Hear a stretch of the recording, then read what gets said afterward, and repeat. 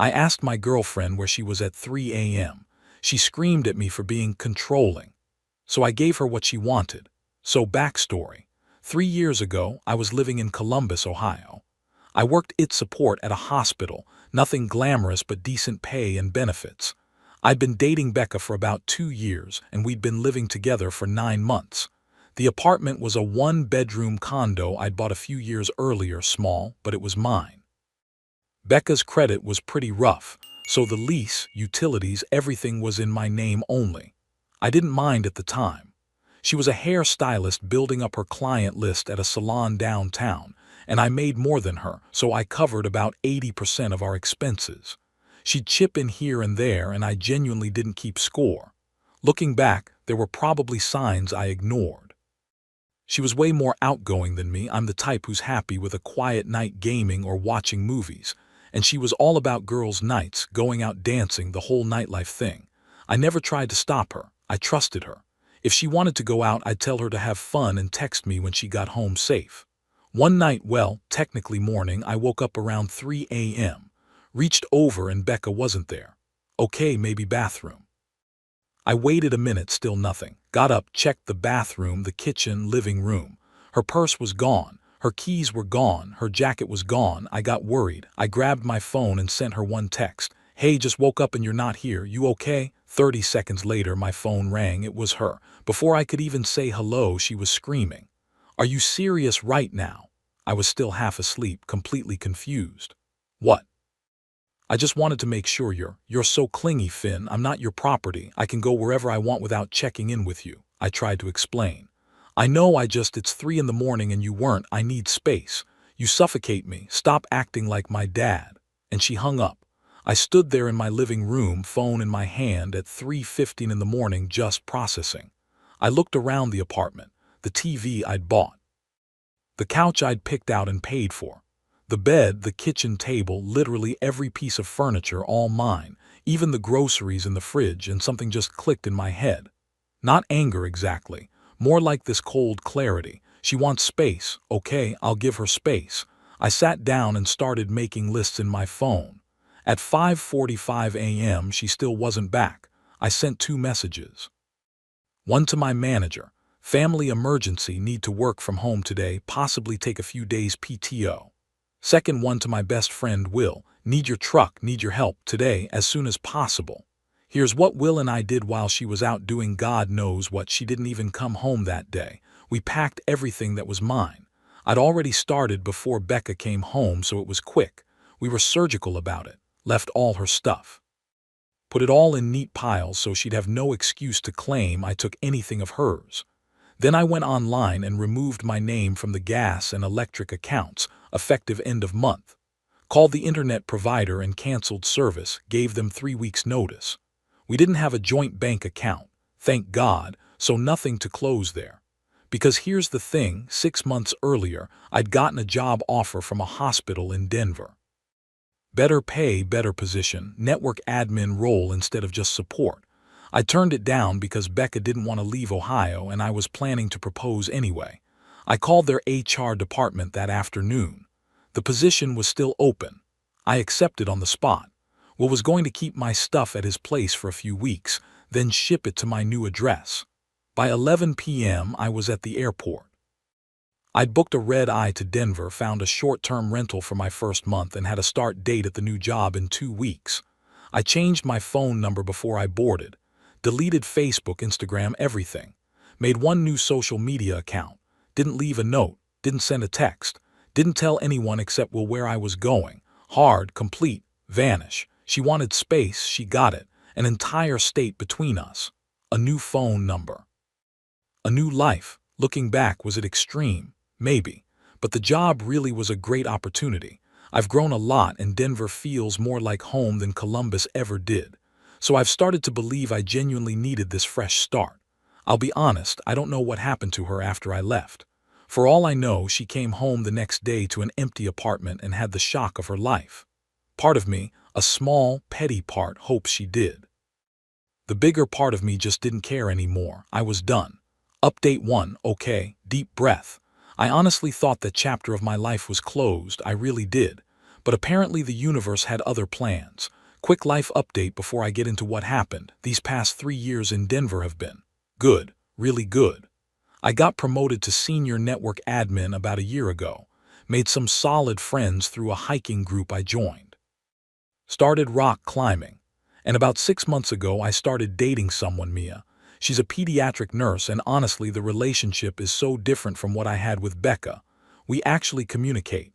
We check in with each other without it turning into a fight. It's healthy. Who knew that was possible? So, last Tuesday, I was working remote from this coffee shop near the hospital, just knocking out some routine maintenance tickets.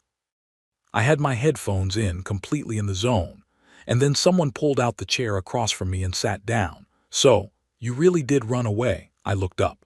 My brain needed a solid 5 seconds to process what I was seeing because it made zero sense. Becca, in Denver, sitting across from me like we'd just seen each other yesterday. I pulled out my headphones. "What the? How did you? Took me long enough to find you." She leaned back in the chair, arms crossed. "You really covered your tracks. New number, deleted all your socials, moved to a whole different state. That's some serious commitment to being a coward." I kept my voice level. "What do you want, Becca?" "What do I want?" She laughed, but it wasn't a happy sound. "How about an explanation? You just disappeared. No note, no text, no goodbye. You ghosted me like I meant nothing." I stared at her. "You screamed at me at 3 a.m. for asking if you were okay. You said you needed space, so I gave you space." "I was drunk, I was stressed. I didn't mean." She stopped herself, shook her head. "You know what, forget it. We can talk about how you handled that whole thing later. That's not why I'm here." I closed my laptop.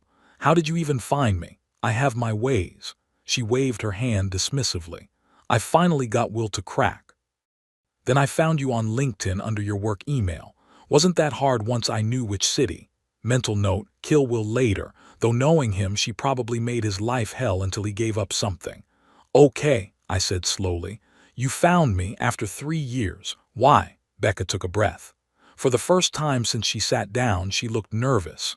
"I need to tell you something. Something I should have told you 3 years ago, but I couldn't because you vanished." Everything in me went on high alert. "What?" "I have a son." She reached into her purse and pulled out her phone. "He's 3 years old. His name is Owen." She turned the phone toward me. There was a picture of a little kid, brown hair, grayish eyes. I didn't understand why she was showing me this. "Okay," I said. "Congratulations, Finn." She set the phone down on the table, face up with the picture still showing. "He's yours." The coffee shop went completely silent, or maybe that was just my brain shutting down. I couldn't have heard that right. "What? He's your son?" Her voice was quieter now. "I found out I was pregnant about 2 months after you left." "Well, 2 months after you abandoned me," she corrected herself, and there was an edge to her voice. I was in shock. "I didn't know how to reach you. You'd blocked me on everything, changed your number. I had no way to tell you. I was still processing. Pregnant, 2 months after I left, which would have been." I did the mental math.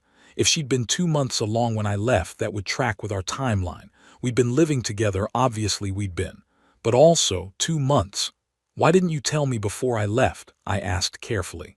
"I didn't know." She leaned forward. "I found out after, and by then you were gone, completely gone. I tried everything. I called your work, they said you didn't work there anymore. I went to Will, but he wouldn't tell me anything. I was pregnant, alone, and terrified." I felt like I was watching this conversation from outside my body. People were starting to look at us. I grabbed my laptop and stood up. "Let's take this outside." We walked to a bench outside the coffee shop. My hands were shaking. 3 years, a kid, allegedly my kid. "If this is true," I started. "If," she cut me off. "You think I'm lying?" "I think I need proof." I kept my voice firm. "We do a paternity test. Court-approved lab, proper documentation, everything legal. If he's mine, I'll do whatever I'm legally obligated to do. If he's not, then we're done here and you don't contact me again." She stared at me. "You want a paternity test?" "Yes." "You think I'd lie about this?" "Becca, 3 years ago you disappeared at 3 a.m. Then you screamed at me for asking where you were. Now you show up out of nowhere claiming I have a 3-year-old son. Yes, I want a DNA test." For a second I thought she was going to blow up again. Her face went red and her jaw clenched. But then she took a breath and nodded. "Fine, we'll do your test." But when it comes back positive, we're going to have a very long conversation about child support and back payments." She left. I sat on that bench for another 20 minutes just trying to breathe. When I got home that night, I told Mia everything. She listened quietly, held my hand, and then said, "Whatever happens, we'll figure it out together, but please get a lawyer. Don't try to navigate this alone." So that's where I am now. I contacted a family law attorney that a friend recommended. She's reviewing everything. We're waiting for Becca to send me information about scheduling the paternity test. Part of me is terrified this is real. Part of me is terrified it's not. And a bigger part of me is just exhausted. I thought I was done with this chapter. I thought I'd moved on. But apparently the past doesn't stay buried. Edit: to the people asking why I didn't just ask Will, I did finally. He said Becca contacted him about 8 months ago claiming it was an emergency, that her mom was sick and she needed to reach me. He didn't give her my info, but he did accidentally let slip that I'd moved to Colorado. He feels terrible. I told him we're good, but man, 8 months she's known I was in this state. Update 2. So the day after my last update, Becca texted me. She got my new number somehow with the address of a lab. I looked it up. It was in a strip mall between a payday loan place and a vape shop. The website looked like it was made in 2007. Google reviews were either 5 stars saying fast and easy, or 1 star saying results were wrong and seemed sketchy. Yeah, no. I forwarded the info to my lawyer, Ms. Carter. She called me within an hour. "Absolutely not. Don't go anywhere near that place. Here's a list of 3 accredited labs that courts actually accept. Tell her to pick one or you're not doing the test." I sent Becca the list. Her response: "You're so controlling. I pick a place and you have to override it. This is exactly why we didn't work." I didn't reply. Ms. Carter told me not to engage. 2 days later, Becca texted again, said she'd choose from my list. She picked the one closest to her mom's house, where apparently she's been living. Fine by me. The appointment was last Friday morning. Ms. Carter came with me. We got there about 5 minutes early. Becca was already in the waiting room. She wasn't alone. Her mom was there. I'd met her a few times when we were dating. Always thought she was nice but kind of passive. And there was a man I'd never seen before. Mid-30s, expensive-looking jacket. He was sitting next to Becca, and the kid, Owen, was on his lap playing with his phone. Becca saw me and immediately put on this strained smile. "Finn, you remember my mom?" "Hi, Mrs. Patterson," I said. Then I looked at the guy. "I don't think we've met." "This is Elliot," Becca said quickly. "He's a friend. He's been helping out with Owen." Elliot nodded at me but didn't say anything. Owen looked up from the phone, looked at me, looked back at Elliot. "Can I go home with Elliot after this?" Becca's mom shot him a look. "We'll talk about that later, sweetie." The test itself was quick. Swab from me, swab from Owen. The kid was actually pretty chill about it, barely fussed. The whole thing took maybe 10 minutes.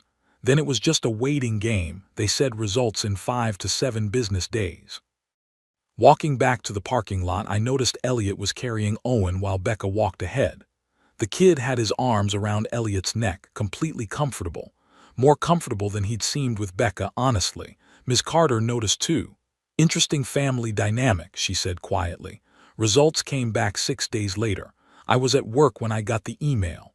Opened it on my phone, hands shaking. Probability of paternity, 0%.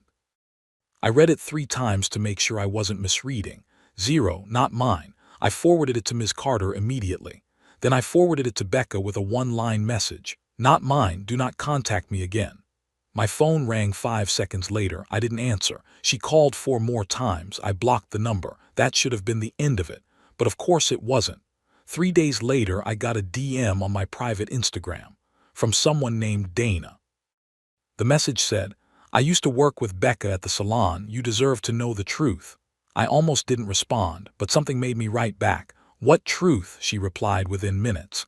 "Can we talk on the phone? This is easier to explain verbally." I called her. She sounded nervous but genuine. Here's what she told me. Dana and Becca worked together for about 4 years. They weren't super close but friendly enough. When I disappeared 3 years ago, Becca told everyone I'd ghosted her out of nowhere, that I was a controlling asshole who couldn't handle her being independent. I believed her, Dana said. She seemed really hurt, but some things never added up. About a month before I left, one of their regular clients, a guy named Elliot, started paying a lot of attention to Becca. Expensive tips, always requesting her specifically, staying after hours to chat. Dana noticed Becca's phone blowing up with texts during work, always from a number saved as just E, then I vanished.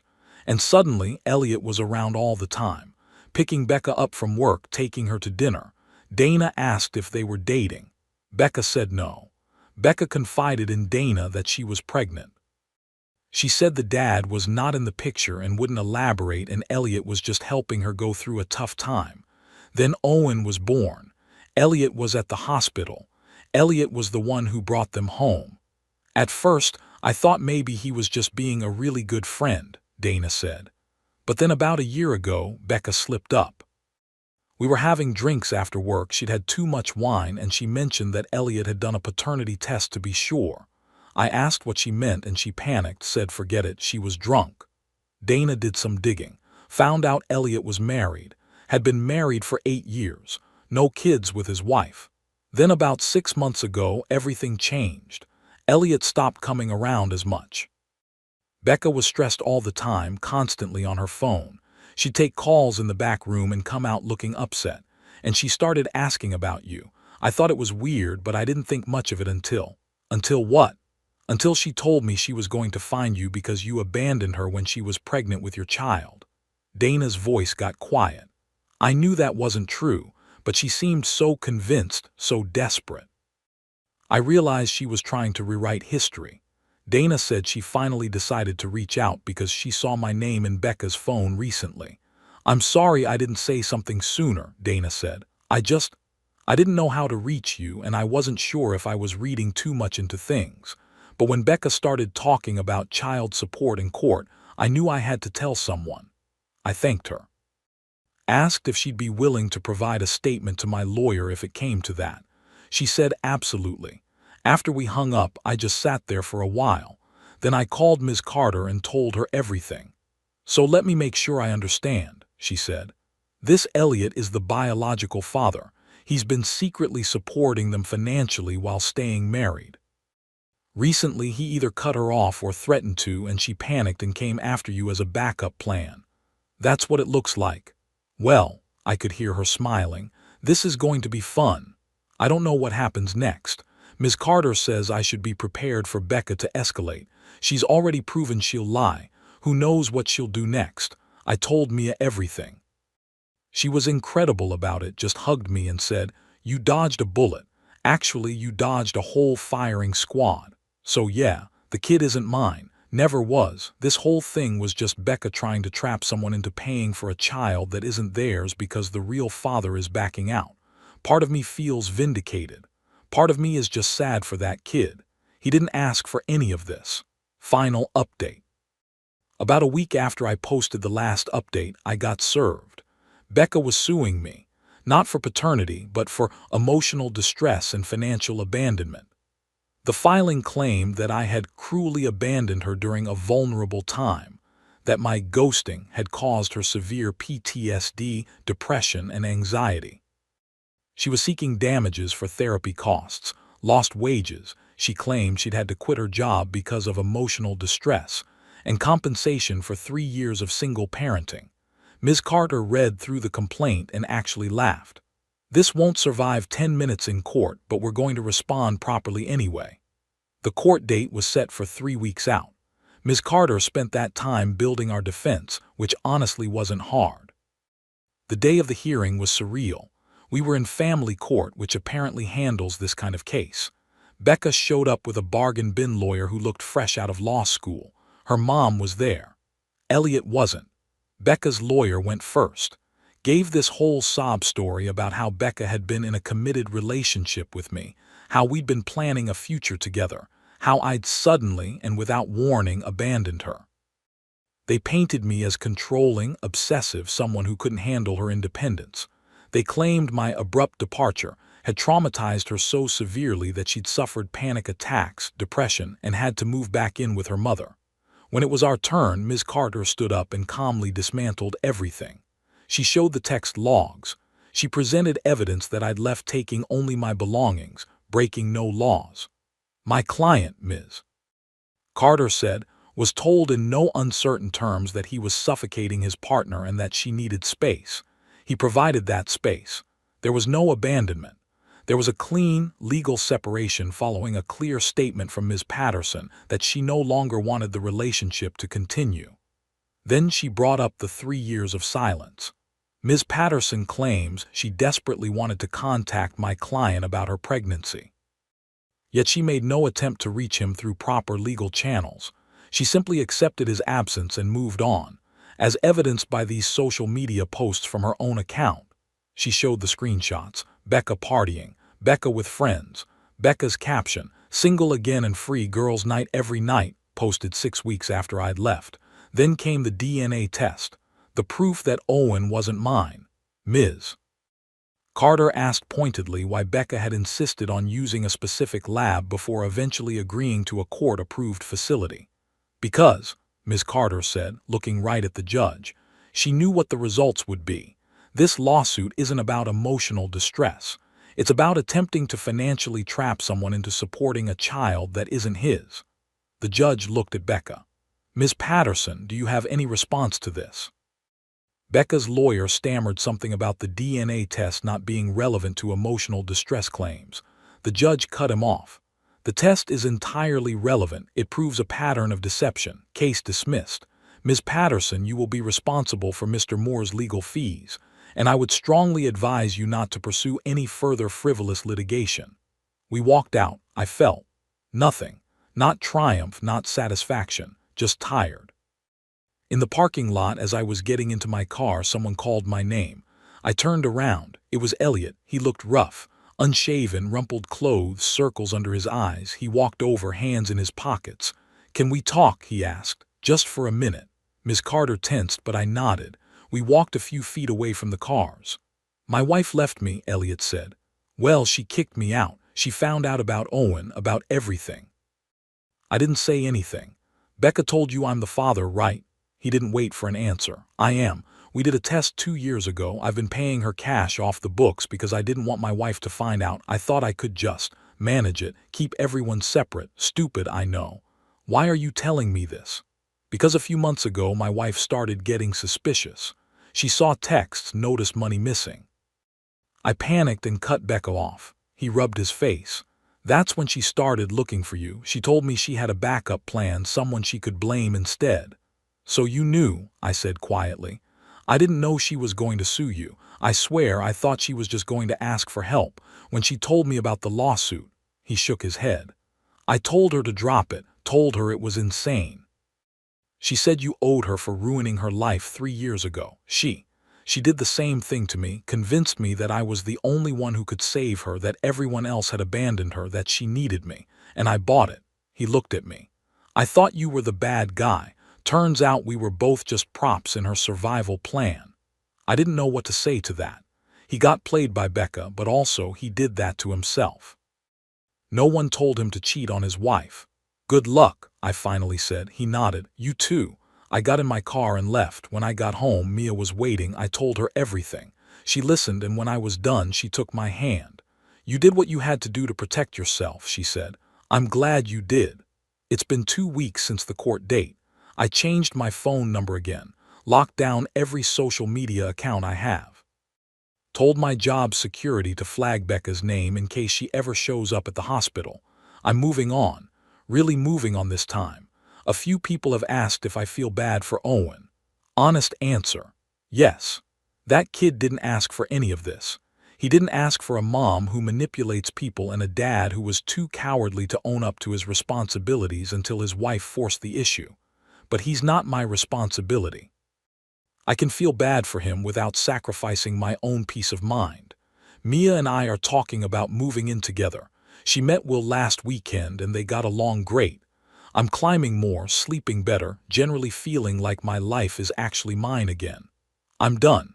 Really, truly done. I'm keeping the space I earned, and I'm never giving it up again.